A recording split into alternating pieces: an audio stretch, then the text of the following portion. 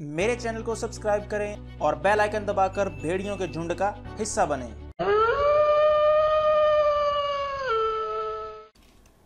चाहे सुपरमैन हो या हल्क, चाहे बैटमैन हो या अमेरिकी कप्तान, या फिर शज़ैम या थॉर, या फिर फ्लैश हो या क्विकसिल्वर, हमें सभी पसंद है। लेकिन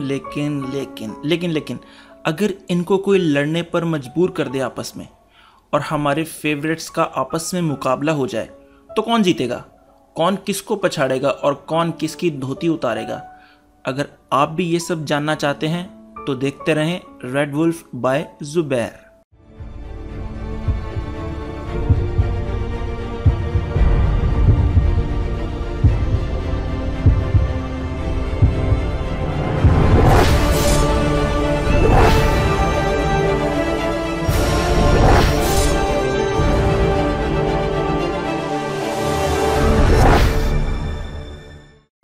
इस कॉमिक की शुरुआत 1996 में हुई थी और ये इनजस्टिस की तरह लंबी नहीं है, बल्कि सिर्फ इसके 4 ही इश्यूज़ हैं जिसको हम 4 वीडियोस में ही कवर करेंगे। और इस कॉमिक के राइटर हैं रॉन मार्स और पीटर डेविड। अच्छा, आपको मैं पहले ही वार्निंग दे रहा हूँ कि इस कॉमिक की कहानी बहुत स्पीड से चलती है, यानी हर सीन बहुत शॉर्ट है और हर एक पेज के बाद जगह बदलती है। तो आप लोगों ने मेरी हर बात को गौर से सुनना है ताकि आप कहानी कहीं से मिस ना कर दें। तो चले इतनी बकवास के बाद शुरू करते हैं आज की कॉमिक। हमारी स्टोरी की शुरुआत फ्रेंडली नेबरहुड वाले सुपर हीरो से होती है, यानी कि स्पाइडरमैन से, जो कि छतों पर से कूदता हुआ लोगों के घरों से झांकता हुआ बड़े मज़े से जा रहा था, क्योंकि आज उसे न्यूयॉर्क थोड़ा सेफ फील हो रहा था। कि तभी उसकी स्पाइडर सेंस से उसे कुछ फील होता है और वो कहता है, ओह मैन, बंदे को एक रात के लिए भी चैन ना लेने देना तुम लोग।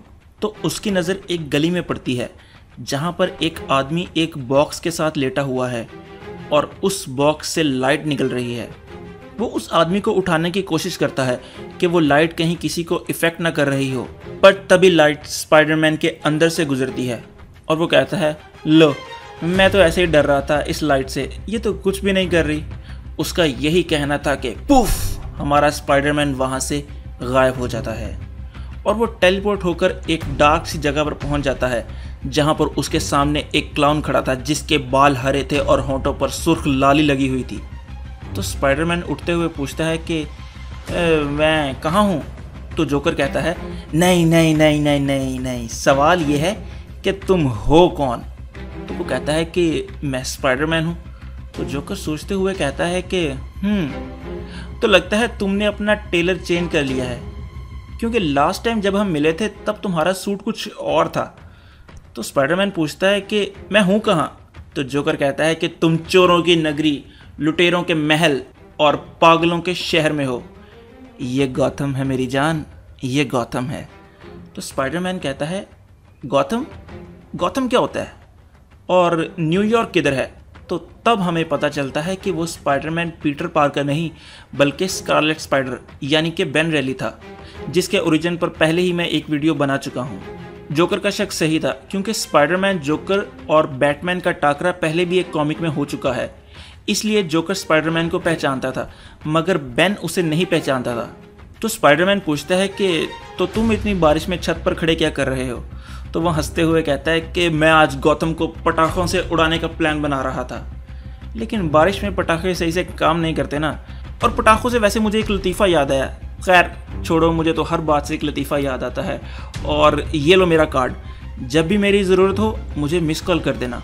और वो ये कहकर बिल्डिंग से छलांग लगा देता है।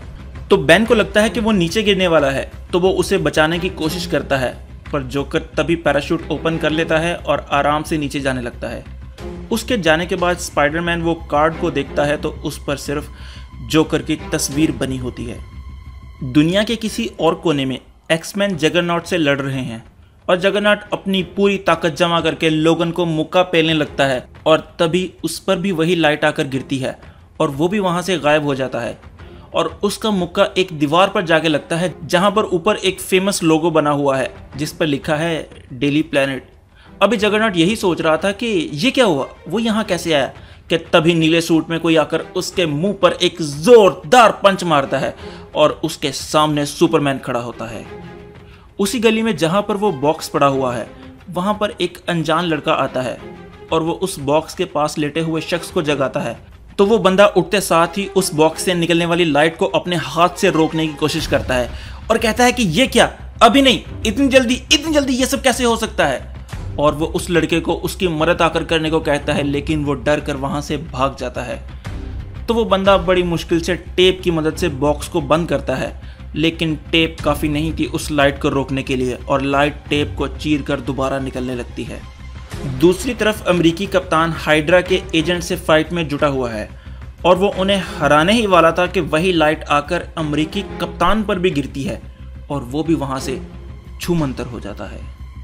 और एक और जगह पर वंडर वुमन एक पूरे ब्रिज को एक पुलिस ऑफिसर पर गिरने से रोकती है।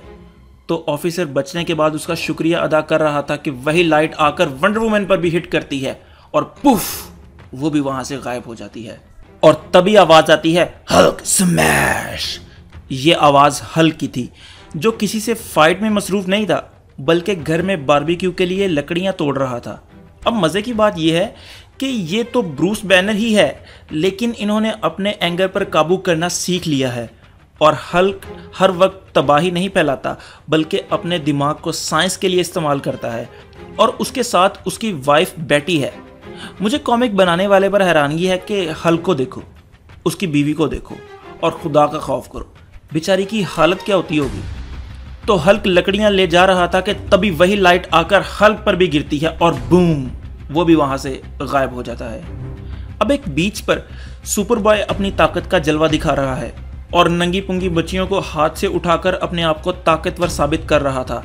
पर तभी वहां उसकी गर्लफ्रेंड टाना भी पहुंच जाती है, जो उसकी हरकतें देखकर उससे खफा हो जाती है और दूसरी तरफ मुंह करके कहती है, मेरी तो ख्वाहिश है कि तुम अपनी गंदी शक्ल लेकर यहाँ से गायब हो जाओ। और तभी वही लाइट आकर उस पर भी गिरती है और वो भी वहां से छूमंतर हो जाता है। स्पेस में लोबो कुछ एलियंस की धुलाई कर रहा है, क्योंकि उनमें से किसी ने उसे बुढ़ा कहकर बुलाया था। तो वो एक एलियन को उठाकर कहता है, बुढ़ा होगा तेरा बाप, कि तभी लाइट आकर उस पर भी फॉल करती है और वो भी वहां से गायब हो जाता है। और उस एलियन की भी सांस में सांस आता है, क्योंकि उसकी बचत हो गई। और वहाँ म्यूटेंट्स के स्कूल में एक्समैन चार्ल्स एक्जेवियर के सामने जमा हैं और उन्हें जगरनॉट के साथ होने वाले इंसिडेंट का बताते हैं कि वो एकदम से गायब हो गया और किसी को भी कोई आइडिया नहीं कि वो कहाँ गया। अभी यही बातें चल रही थी कि लाइट उन पर भी आकर गिरती है और वहाँ से स्टॉर्म, गैम्बिट और वुल्वरीन सबके सामने से गायब हो जाते हैं।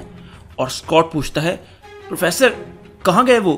तो प्रोफेसर कहते हैं, तुम्हें ये नहीं पूछना चाहिए कि वो कहाँ गए, बल्कि ये पूछना चाहिए कि अगला कौन होगा हम में से।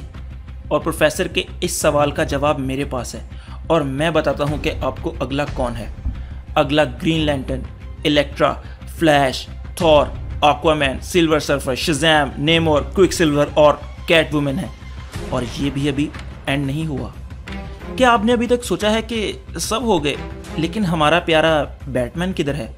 तो वो अपने केव में अपने हाथ में बैटरैंग लिए खड़ा है और कहता है कि बच्चे को छोड़ दो, वरना तुम्हारे साथ आज बहुत बुरा होगा। और उसके सामने बुलजाई रॉबिन के सर पर चाकू रखे खड़ा है और कहता है कि पहले मुझे ये बताओ कि मैं हूँ कहाँ और यहाँ पहुँचा कैसे, वरना इस बच्चे की जान आज गई। और तभी टिम ड्रेक, जो कि उस वक्त रॉबिन है, वो अपनी कोहनी उसकी गर्दन में मारता है और बैटमैन फौरन अपना बैटरैंग उसकी तरफ फेंकता है। पर बुलजाई का नाम लोगों ने ऐसे ही बुलजाई नहीं रखा। वो देखे बगैर बैटरैंग को कैच करके कहता है, तो तुम कैच खेलना चाहते हो तो ये लो। पर उसको क्या पता कि उसके सामने कौन खड़ा है और बैटरैंग तो सिर्फ एक डिस्ट्रैक्शन थी।